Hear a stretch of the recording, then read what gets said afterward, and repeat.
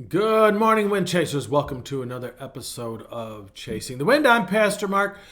I believe this might be coming out. This one's probably coming out after the first of the year. So happy New Year to you. And so my wife and I she gave me a great gift. Has been giving me a great gift for Christmas. She and I have been down in the basement, going through stuff, getting rid of stuff from 30 years of being together. And that is a great gift to me. I've been kind of doing it at my study at the church, and sometimes you gotta just do a little cleansing, a little purging sometimes.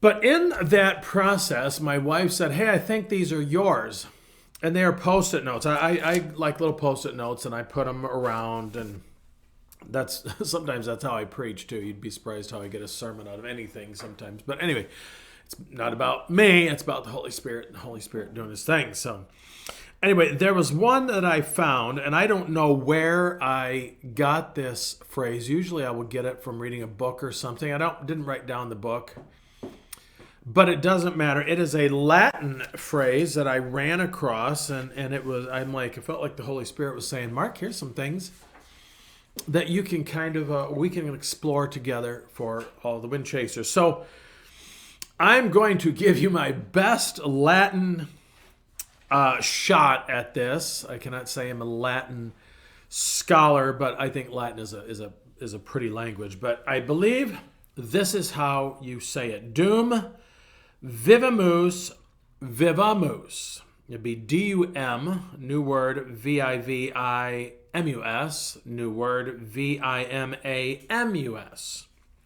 Just one little letter changes that, as it does in our English and it does in Greek and all sorts of good stuff like that. Anyway, here's how it is translated, loosely anyway, at least on my Post-it note, which means I probably wrote it down from some book I read several years ago, who knows. But anyway, here it is for today.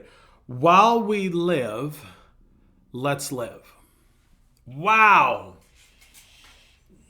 Reminds me of the quote, the line from Braveheart: "All men die, but not all men live."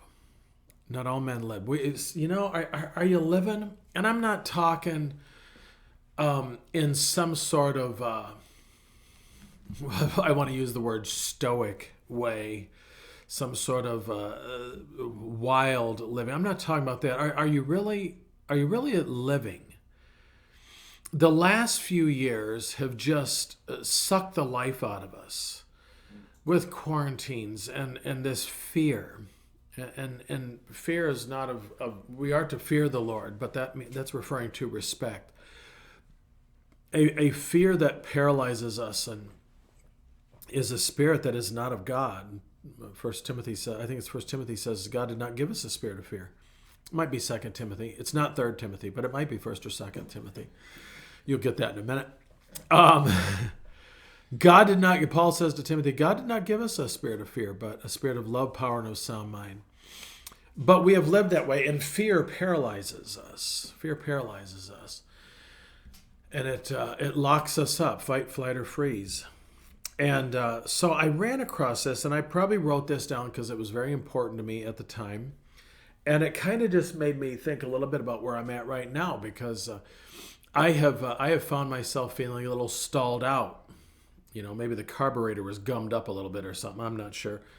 It's probably all the sugar that I've been eating over Christmas. Anyway, Dum vivamus vivamus. While we live, let's live. One of my favorite movies is Secondhand Lions. And there's a quote in there. God speaks to me through quotes in movies sometimes, and one of the quotes is at the end, the one character says, "They really lived, didn't they? They really lived." And people were like, did they really exist, is what they were asking. He goes, "Oh, did they live?" And the one guy says, "Oh, they really lived. They lived life to the full. They went at it and went out with their boots on because they had their boots on." Okay.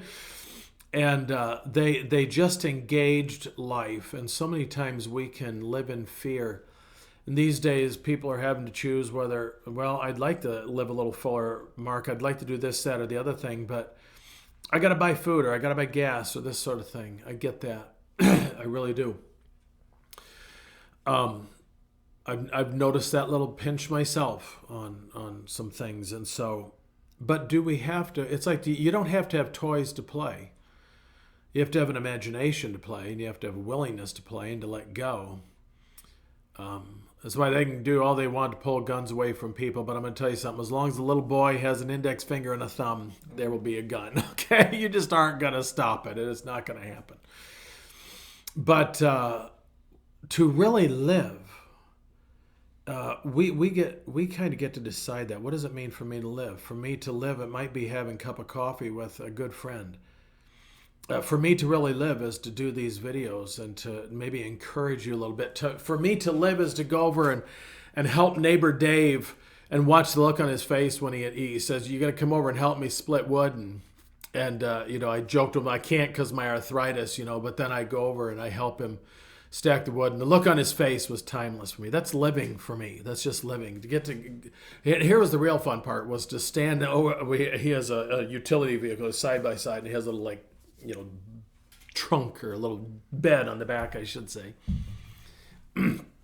And just to stand there talking to Dave over the bed of that utility vehicle that's the good stuff. Someone texted me this morning about someone calling them this last week, and someone else that they hadn't seen in a while they invested in that texted them. I had a few of those this week. Talk about gifts for Christmas. Is when you get a text or something that you just see this little thing, someone liking something on your Facebook page that you posted that you hadn't heard from in a while. Just God's little way of saying they're okay, Mark, they're okay, or getting that text. That's the good stuff. That's the good stuff. Reminds me of a song from Kenny Chesney when he goes into a bar and he goes, "Give me the good stuff," and the guy gives him a glass of milk. He goes, "This is the good stuff."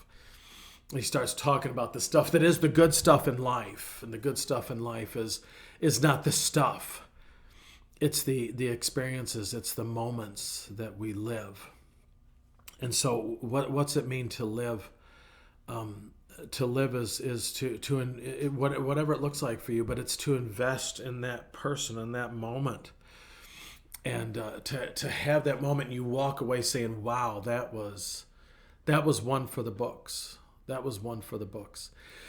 So it made me think a little bit about what Joshua said to the Israelites. He says, "Behold, I lay before you life and death. Now choose life that you may live." Doesn't it sound like a funny statement? Choose life that you may live. Wait, what? Yeah. There's a lot of people who are alive, but they just seem to be zombies. And I'm not saying you need to go out and do something stupid like jump out of a plane or something like that without a parachute. That'd be really stupid, though, by the way. Make sure you got the parachute on. But one of my things I've been pondering is ice skating. I live in Western New York. Everybody grew up on skates around here. And I didn't grow up around here, so I didn't have ice skates. But I got a young friend who I said, "Hey, can we go down to the ice arena and can you help me learn how to ice skate?" Just because I've only done it once. I was up in Milwaukee 30 years ago. 30 years ago was a lot easier than now. Can we go? I want to learn how to do this. I want to try it. Try something different and new. Is it about the ice skating? No, it's about doing something that's going to stretch me, challenge me. It's out of my comfort zone a little bit. And I will not be showing videos of that, by the way. Cameras will be turned off when this happens. But to really live, choose life that you may live. It makes me also think about what Jesus said. He said in John chapter 10, verse 10, he says, where is it here? I'm going to make sure I'm in chapter 10. He says, "The thief comes only to kill, steal, and destroy. I have come that they may have life and have it to the full." This isn't a prosperity gospel thing. This isn't about stuff.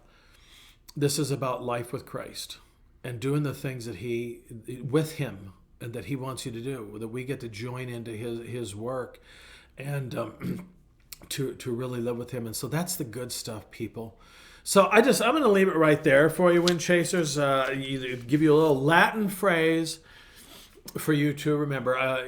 We were going to title this. Andy asked me, goes, "What do you want to title it?" I was going to say "Dum Vivamus Vivamus," but I decided that would be too long, and you would be like, "What?" So let's live.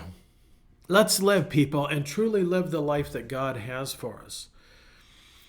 And living with Christ. I think I've told you before, but I'm going to tell you again. I tell people when I came to Christ, He messed up all my plans until I realized I didn't have any plans. And now He keeps, giving me new plans, and they're wonderful plans. And I'm looking forward to 2023 and what God may be up to. And I see Him moving in little ways. I'm a very impatient person. I want God to do it right now. And He's like, Mark, we're gonna, just live today. Sufficient for the day is the evil therein, Jesus said. Today has enough problems of its own. So you know what? And the cares of tomorrow, an Irish phrase for you, the cares of tomorrow can wait till this day is through. Today we live. We have a blank piece of paper to write a new story with God. So let's write that new story. Till next time, I'm Pastor Mark. Keep chasing the wind, because the wind is chasing you. Grace and peace.